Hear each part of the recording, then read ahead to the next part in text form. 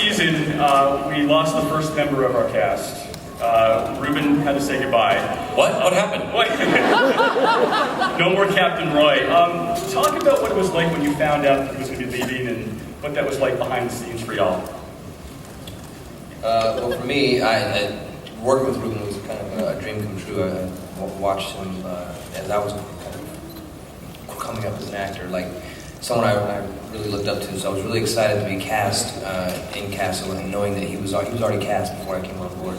And so I was really excited to work with him. And so to lose this person who was kind of like a mentor, it was pretty hard. It was a very sad day when we found out he was getting shot. Seamus? I now have no one to talk about theater with, and that bums Nathan out extremely. He would often be engaged in our discussions of theater, and no, actually, that's not true. The new captain, she's a theater person too. Oh, God. Theater nerd. There's nothing wrong with it. No, Ruben was fantastic, and we miss him tremendously. And it was when we found out, it was very shocking. So then we had about maybe like 2 months to sort of think about the prospect of him leaving. And so a lot of that stuff you saw in the season finale, at least from my perspective, it wasn't really acting. Saying goodbye to the captain was saying goodbye to Ruben. And it happens like that in life, where reality and fantasy, they sort of meld together. So I think that aspect made the season finale a little bit hard to get through. What was the question? It was like 5 minutes ago. I just been talking. Well, before Captain Roy died, he mailed an envelope, presumably with evidence that would help save Beckett. Who do you think that envelope went to? I have it here. Got it. Sorry. Who do y'all think? Who do you think it went to? I think so. Nathan? You'd be wrong. Spoiler alert. I tried it. Oh my God. What? I just noticed what Molly's wearing.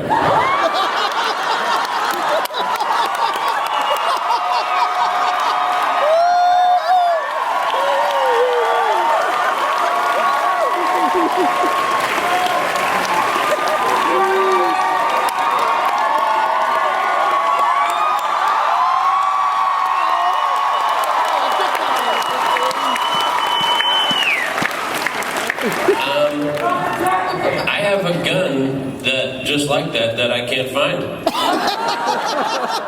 Well, when I was hanging out with your mom, I made her dinner and she kind of gave me something of yours that I've always wanted.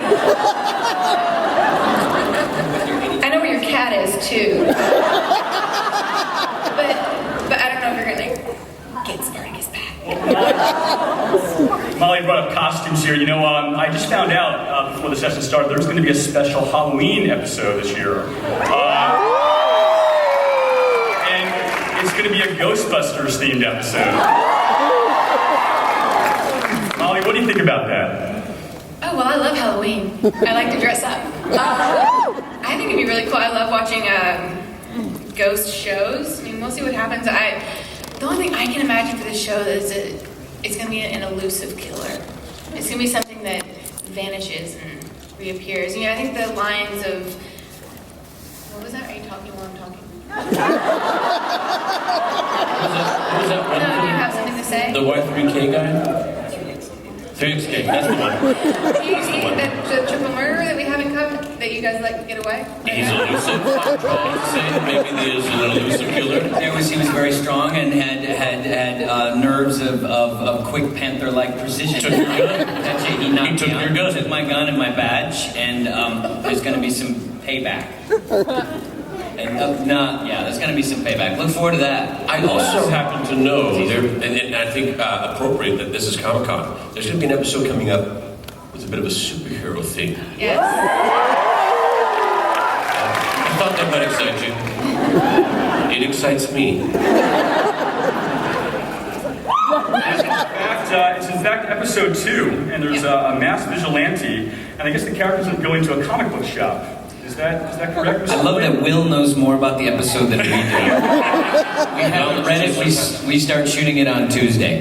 Well, wait, actually, in conjunction to this, I gave out some candy bars earlier, and one of them had stars on it. Right Oh. there? Okay, come here, because I have something in theme with our episode 402. I happen to run into Stan Lee. And, Come around the front. Come around the front, come around the front. Oh, yeah.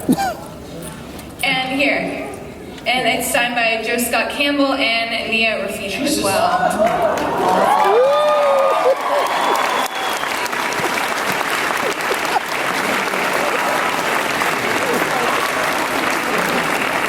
That would have been a really nice present for me. So now, in this episode, I guess it's associated with Marvel Comics, and we're going to see another glimpse of Deadly Storm, the graphic novel. And that's available in September. Are you excited about that? And another Nikki Heat novel is coming as well. And Heat Rises will be in October, in time for Halloween. Looking forward to that. Seamus, Andrew said that there's a wedding probably coming up, Seamus' wedding. And he said that there's an interesting story that you and your real-life wife had fun doing that proposal scene because it kind of mirrored... I'll let you say what you want to say. Yeah, well, no, I'm looking at my wife to see how much I'm allowed to reveal. For those of you who don't know, my lovely wife, Juliana, plays my now fiance, Jenny, Jennifer Scout Duffy Ronani. She's my real life wife. She's lovely, and we love having her. Stand there. Yeah!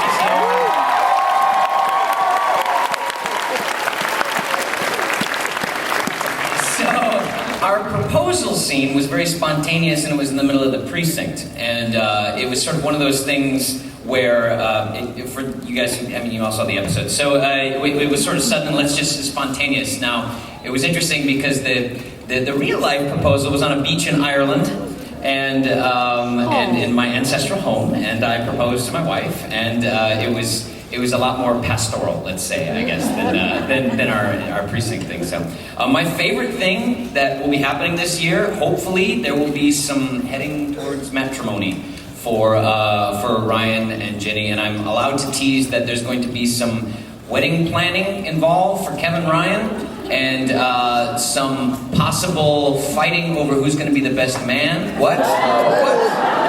Esposito and Castle, and so I think there's going to be some sort of bachelor party type episode.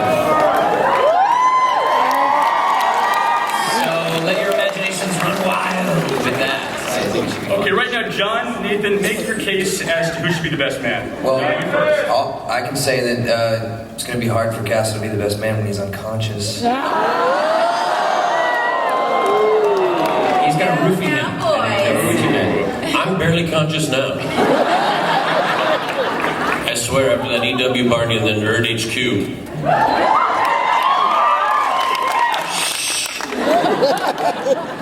I'm going to say that for a proper bachelor party to be had, one would have to have access to beautiful women, fine establishments, and near unlimited funds. So 3 very compelling factors, John.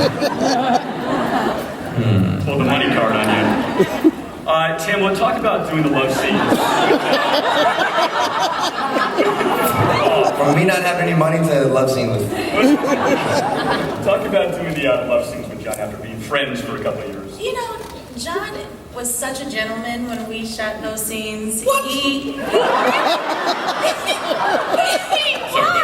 He was so. I was more of an exhibitionist than he was. He was like really trying to keep me covered up and do you need anything. And I saw his bum. He was a little shy about that. He's got nice bums, guys. But it was nice. He was very respectful. It was a nice bum. Yes, it was a nice bum, and he took care of me. Yeah, dude.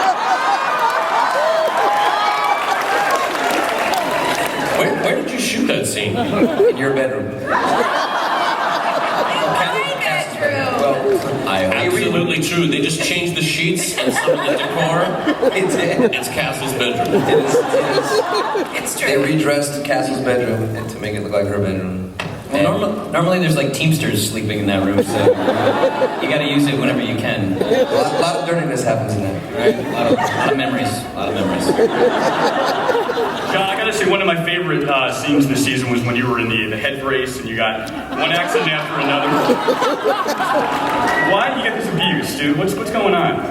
Well, Nathan and I talked about this. It's always fun to be kind of like kicked in the balls. It's like, you know, you Remember under 18 years of age. Close here. You say testicles. Earmuffs. Yes. Earmuffs.